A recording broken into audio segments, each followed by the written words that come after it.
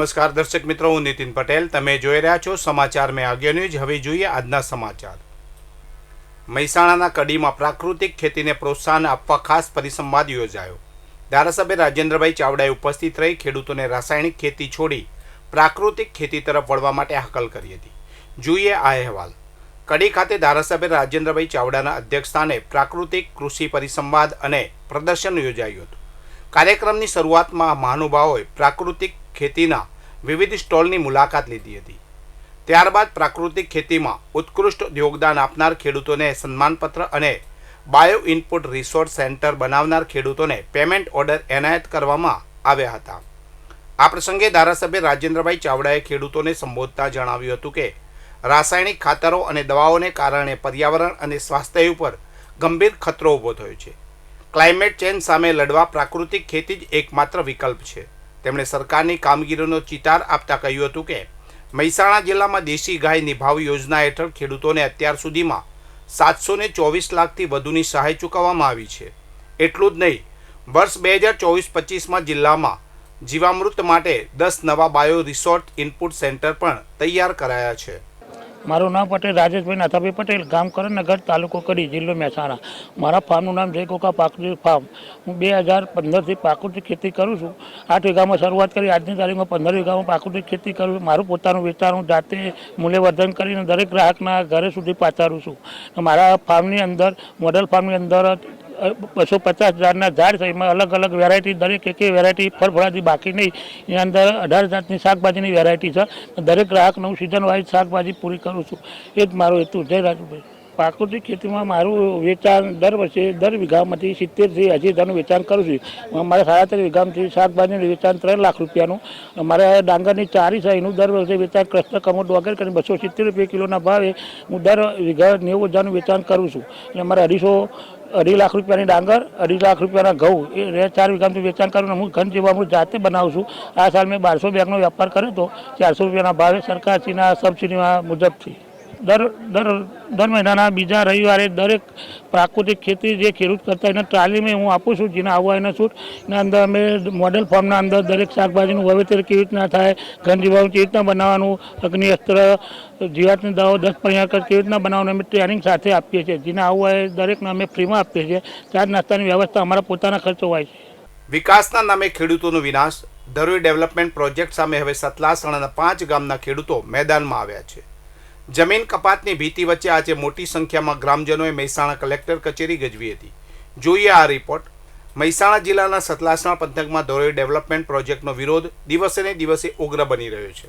સરકાર અહીં પ્રવાસન ધામ વિકસાવવા જઈ રહી છે, પરંતુ આ પ્રોજેક્ટથી ધરોઈ, ફતેપુરા, મહોર, બાપસર અને અંબાવાડા ગામના ખેડૂતોની ઊંઘ હરામ થઈ ગઈ છે. આજે આ 5 ગામના સરપંચો અને ગ્રામજનોએ મહેસાણા કલેક્ટર કચેરી ખાતે એકત્ર થઈ જોરદાર વિરોધ પ્રદર્શન કર્યું હતું.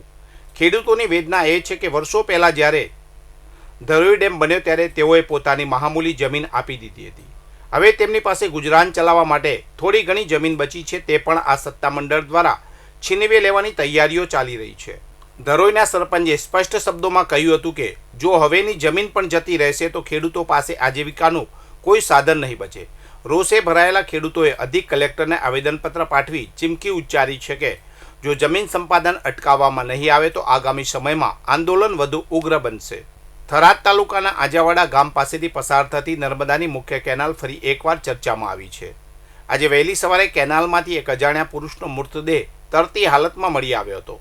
સવારના સમયે કેનાલ પરથી પસાર થઈ રહેલા રાહદારીઓની નજર મૃતદેહ ઉપર પડતા તેમણે તાત્કાલિક આસપાસના લોકોને જાણ કરી હતી. ઘટનાની જાણ થતાં જ આસપાસના વિસ્તારમાંથી લોકોના ટોળે કેનાલ પર ઉમટી પડ્યા હતા.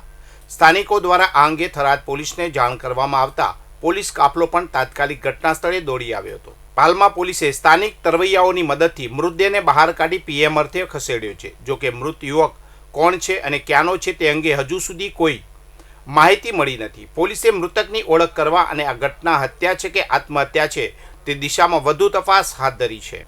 મહેસાણામાં એક જ રાતમાં હાઈવે પર આગની 2 અલગ અલગ ઘટનાઓ સામે આવતા દોડધામ મચી ગઈ હતી.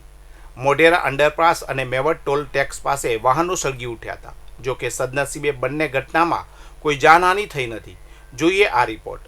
મહેસાણા શહેરના હાઈવે પર ગત રાત્રે ભારે અફરાતફરી વાળી રહી હતી. શહેરમાં 2 અલગ અલગ સ્થળોએ વાહનમાં આગ લાગવાની ઘટનાઓ સામે આવી છે. પ્રથમ ઘટના મોઢેરા અંડરપાસ પાસે બની હતી, જ્યાં અમદાવાદથી પાલનપુર જઈ રહેલા એક છોટા હાથી લોડિંગ વાહનમાં અચાનક આગ ફાટી નીકળી હતી. આ વાહનમાં ફર્નિચર અને એક સ્કૂટી ભરેલી હતી. વાહન અંડરપાસમાંથી પસાર થઈ રહ્યું હતું ત્યારે નીચેના ભાગેથી આગ લાગતા ડ્રાઈવર સમય સૂચકતા વાપરી બહાર નીકળી ગયો હતો. જોતજોતામાં આગે વિકરાળ સ્વરૂપ ધારણ કરતા ફર્નિચર અને વાહન બળીને ખાખ થઈ ગયા હતા.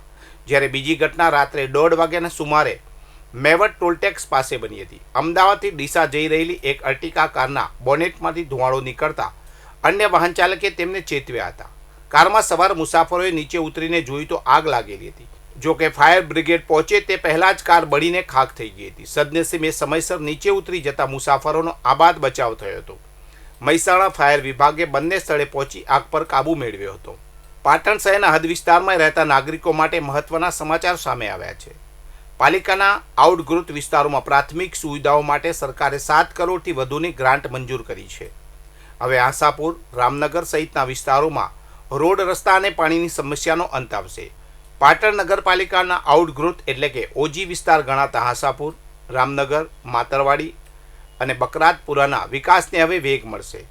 ગુજરાત મ્યુનિસિપલ ફાઇનાન્સ બોર્ડ દ્વારા આ વિસ્તારોમાં વિકાસ કામો માટે ₹7,36,00,000થી વધુની ગ્રાન્ટને સૈદ્ધાંતિક મંજૂરી આપી દેવામાં આવી છે. આ ગ્રાન્ટમાંથી કુલ 113 જેટલા કામો હાથ ધરવામાં આવશે, જેમાં મુખ્યત્વે paver block, CC road, street light અને પીવાના પાણીની પાઇપલાઇન નાખવાના કામોનો સમાવેશ થાય છે. પાલિકા પ્રમુખ હિરલબેન પરમારે રાજ્ય સરકારમાં કરેલી રજૂઆતોને પગલે સ્વર્ણિમ જયંતિ મુખ્યમંત્રી શહેરી વિકાસ યોજના અંતર્ગત આ રકમ ફાળવવામાં આવી છે. હવે આગામી શુક્રવારે મળનારી પાલિકાની તાંત્રિક કમિટીની બેઠકમાં આ 113 કામો માટેની ટેન્ડર પ્રક્રિયા અંગે ચર્ચા કરી કામગીરી આગળ ધપાવવામાં આવશે. વધુ સમાચાર માટે જોતા રહો સમાચાર મેં આગે ન્યૂઝ. નમસ્કાર.